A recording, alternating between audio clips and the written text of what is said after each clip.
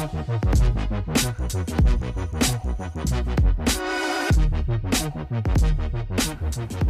what is up guys, I'm KBHD here, and this is video number 2 of Apollo, the Tesla Model S P100D.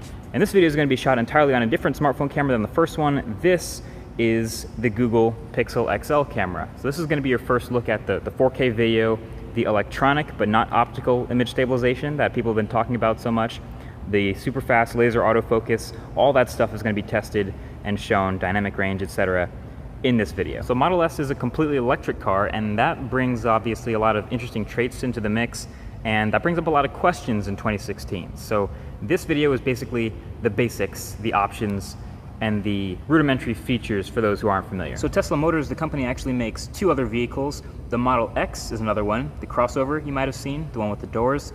And they used to make one called the Roadster, but the one that's coming later is called the Model 3. That'll be the less expensive, slightly smaller sedan, starting at around $35,000, but that's a completely separate video.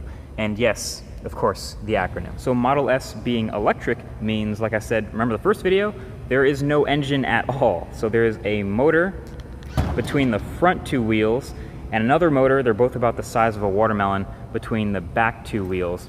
And then there's a huge battery along the bottom sides of this car. So you can see right in the front, there used to be a bigger front here. When these cars didn't have a front motor, there would be more space to put things in the front trunk, but yeah, there's no engine in this car at all. So the main differentiating factor between Tesla Model S's is the different battery sizes and then the different motors. The battery sizes have different amounts of range, the motors have different amounts of performance.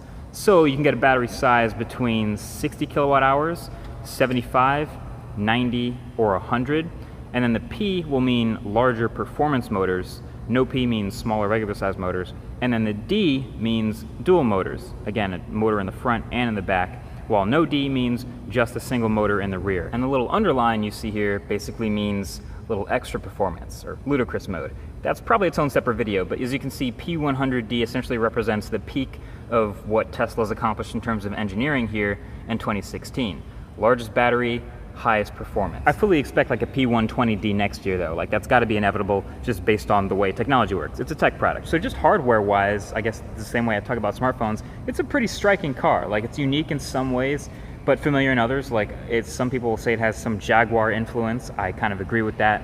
Some other people have seen Aston Martin or Maserati, I think. So you'll see a couple of things in high-tech electric cars that regular gas cars don't have. Number one, see the front of this car right here where you normally have like a big opening for a grill?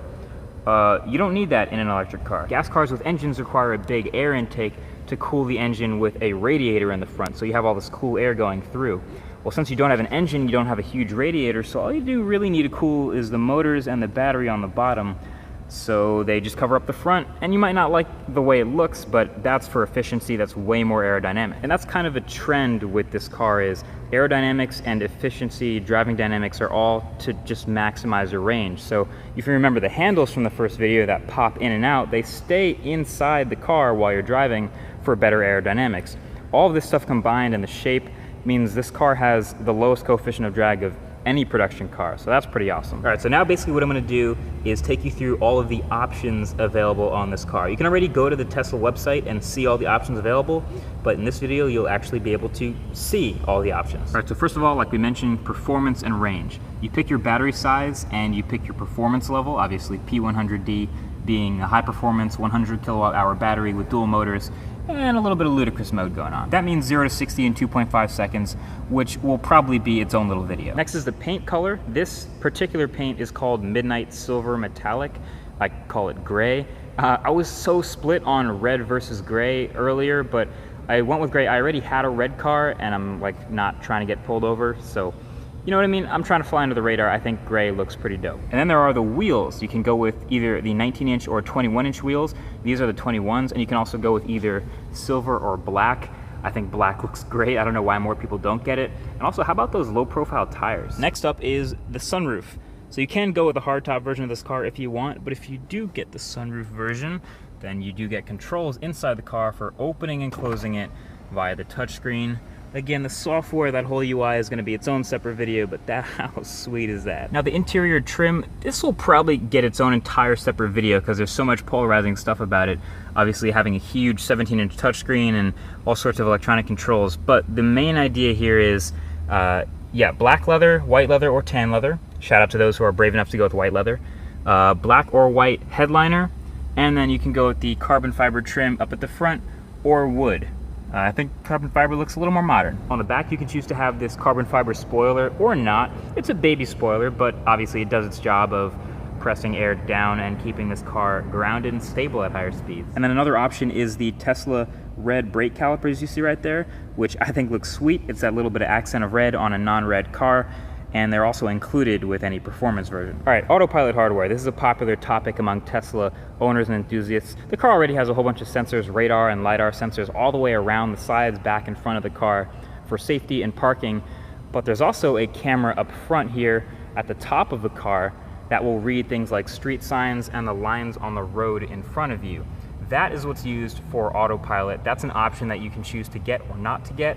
And word on the street is you will have to replace this harness for the Autopilot 2.0 hardware that'll let it legitimately drive itself from point A to point B. All right, so this next one's really fun. Ready? Smart air suspension. So take general note of the ride height of the car right now. Yeah, you can change that automatically or manually whenever you want. And what's really cool is, you normally ride around on standard. It automatically lowers the car when you're going over a certain speed. But if I choose to go ahead and manually turn it to high, it will remember the locations where I do that. And next time I'm in those GPS locations, it'll actually turn the ride height of the car up again. So like my driveway, for example, I have to turn it up to high every single time because it's a fairly high driveway. So I'm gonna go ahead and turn that up, and now I'm gonna get out the car, and you can see it's gonna go ahead and boost the ride height a little bit and give me a little more clearance on things like curbs and speed bumps. So the fact that it can do that automatically based on GPS location is sweet. So those are the options available on the Tesla Model S. Hopefully they give you a good idea. Obviously, a lot of these questions that I'm answering in these videos, this video series is going to be based on things that people ask me and that people are most curious about. But obviously continue to leave your comments and let me know what you guys want to see. I plan a bunch of videos on stuff like the software, the interior, the upgradability of this essentially tech product. But yeah, this was your test of the Pixel XL camera and a little look around the inside out of the options and features available on this car. That's pretty much it. Thank you for watching, and I'll talk to you guys in the next one. Peace.